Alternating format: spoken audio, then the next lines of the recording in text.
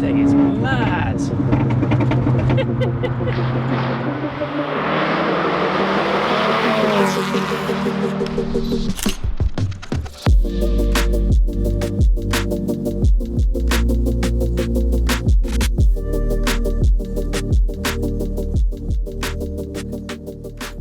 Hey guys, it's Luke here and welcome back to another video. Today you join me with a little go-kart, a road legal go-kart. We have today an Ibiza Cupra, a car which I've never featured before, and to be honest, I never really got up close and personal with one.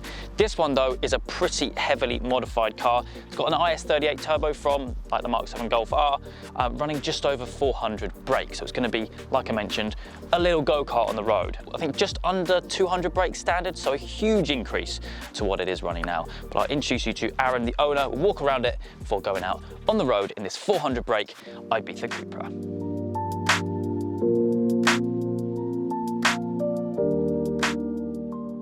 Okay, so we're joined now with Aaron, the owner. Mate, thank you so much for coming down today with this. Yep. Like I mentioned in the intro, a car which I've never experienced or filmed before.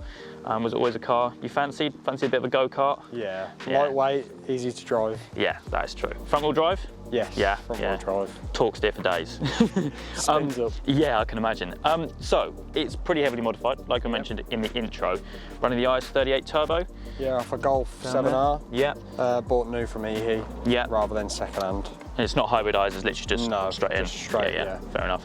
What else is needed to get this kind of power? Because it's pretty serious, right? Yeah, basically you just need an intercooler, turbo back exhaust, intake. You can run standard, but you do get less power. If you do want over, I think it's 360, 370, you just need a high pressure fuel pump and the vacuum pump, and then you get to that lovely 400 mark. And then if you want safer fuel, and then injectors can be done as well. Yeah, have you done the injectors? Yeah, Golf R, fuel rail, second hand. Yeah. Because they're expensive.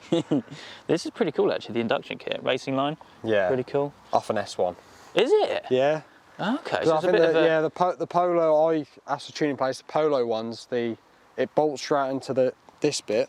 Yeah. But basically the screws go in, looks standard, but the actual scoop itself is a lot smaller than the S1. Okay. So you can put an S1 and the scoop's a bit bigger. Yeah.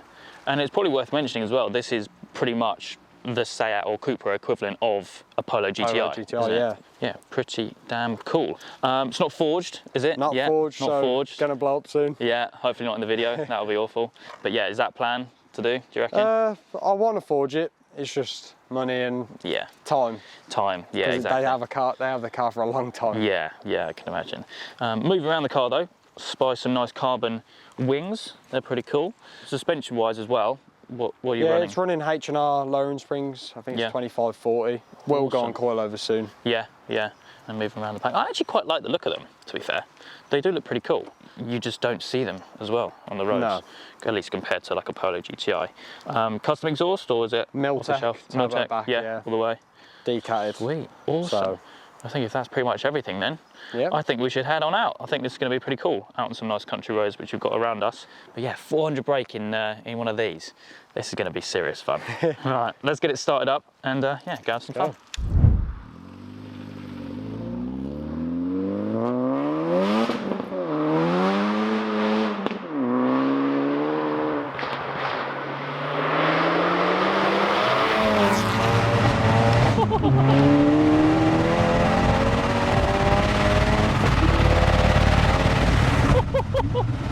Yeah, it does not hang around, does it?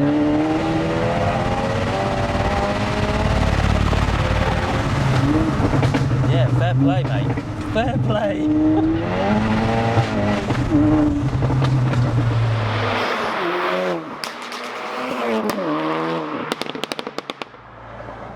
The one thing I don't get is how people run standard brakes.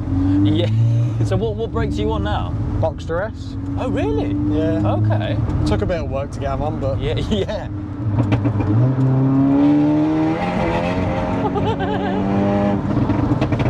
God, you do get a lot of torque steer. Yeah, it's a fair amount.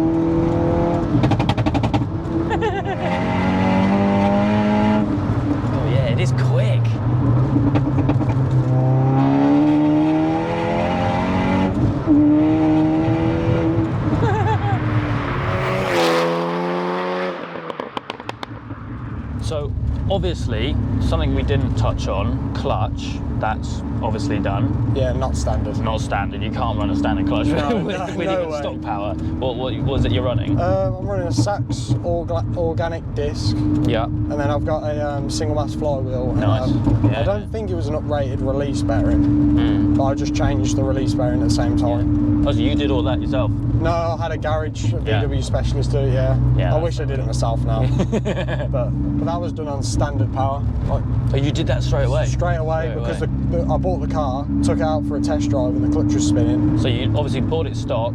Did you go straight to stage 3 or was it like a... Yeah, done stage 1. Yeah. And then literally 2 months later, stage 2. A month later went stage 2 plus. And then in May, which May just gone, I went stage 3 plus. Ah, gotcha. Yeah, fair play. didn't hang around. No, definitely not. And you haven't had it that long either. No, it's just the mileage to me. It's like if you go big power in a high mileage car, you're just asking for issues. Yeah, that's a bit like me with the Golf. But if that goes, you'll get a new engine. Yeah. Or forge it. Yeah. Now. Tomorrow. Yeah. Today, mate. I'll go straight away after this.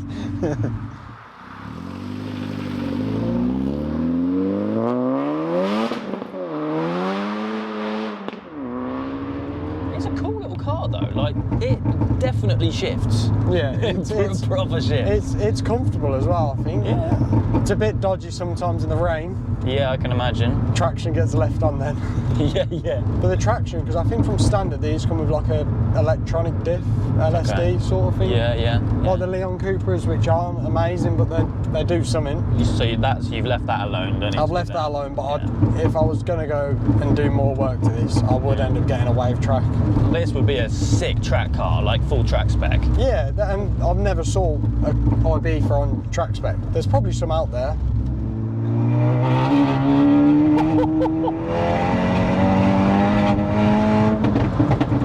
Yeah, this thing is mad.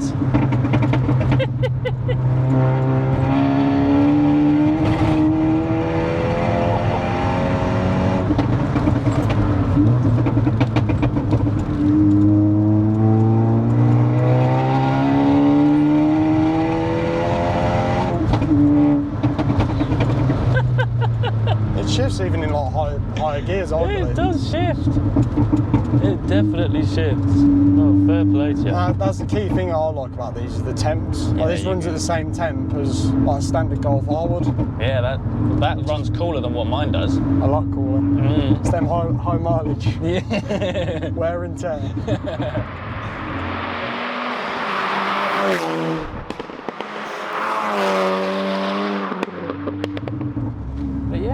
It's a cool little thing. Like I said earlier on, like it's not a car which I've ever been around at all. No, I mean I'm part of like the Ibiza owners clubs, and there's a fair few which are 1.8s. Yeah. There are not many that go big power. They're all just it's quite a tricky car to go big power, I suppose, isn't it? Yeah, because and I mean there's not many parts available. Yeah, because even though it's all polo parts in terms of like the engine, I think a lot of them are young drivers, and parts of the EA888s are quite expensive. Yeah. Whereas like if you can buy a PD130 or like Fiesta ST for example, exactly. Yeah. You can buy them, and there's parts everywhere. Yeah, literally everywhere. You go on Facebook Marketplace, there's just Fiesta ST Mark 7 parts. Yeah, exactly. And that's why I think a lot of people go for that Mark 7 Fiesta rather than... Yeah, exactly. No, but I respect you doing something different. And thank you for taking me on it.